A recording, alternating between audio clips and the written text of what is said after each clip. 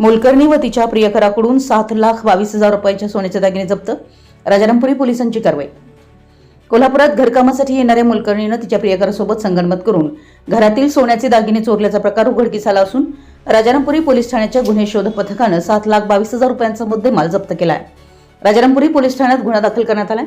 तक्रारीनुसार प्रतिभानगर परिसरातील घरातून 9 जानेवारी 2026 ते 20 फेब्रुवारी 2026 या कालावधीत सोन्याचे दागिने चोरीस गेले होते. जप्त करण्यात आलेल्या मुद्देमालामध्ये मोठं सोन्याचं मंगळसूत्र, सोन्याची अंगठी, लॉकेट असलेली सोन्याची चेन, सोन्याची आपट्याची पानं तसेच सोन्याचे नथ असे एकूण 7,22,000 रुपयांचा ऐवज समाविष्ट आहे. गोपनीय माहितीच्या आधारे गुन्हे शोध पथकानं तपास सुरू केलाय. चौकशी दरम्यान घरात काम करणारी महिला संशयित आढळून आली.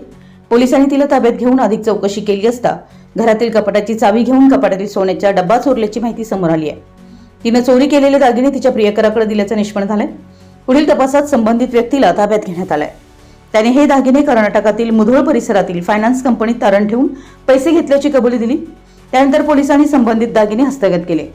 या प्रकरणात वैशाली सिद्धप्पा भूमन्नावर राहणार प्रतिभानगर कोल्हापूर आणि रवी सिद्धप्पा मेलगुडे राहणार मुन्याळ तालुका मुलगुडी जिल्हा बेळगाव कर्नाटक यांच्यावर कारवाई करण्यात आली. ही कारवाई पोलीस अधीक्षक निलोत्पल, अपर पोलीस अधीक्षक बी धीरज कुमार, उपविभागीय पोलीस अधिकारी प्रिया पाटील यांच्या मार्गदर्शनाखाली पोलीस निरीक्षक Satish Hodgar, police head constable Sachin Desai, Amol Patil, Shahu Talekar, Vishal Shirgaonkar, Sushant Talap, Sandeep Sawant, Satyajit Sawant, Gajanan Harale, महिला police head constable Priyanka Janwade, महिला police head constable Shruti Kamble, Vandana Dogale यांच्या पथकाने केली. या गुन्ह्याचा पुढील तपास police head constable Sachin Desai करतायत. आपल्या परिसरातील महत्त्वाच्या बातम्या पाहण्यासाठी आमच्या नवसंकेत न्यूज चॅनलला यूट्यूबवर सबस्क्राईब करा आणि बेल आयकॉन प्रेस करा.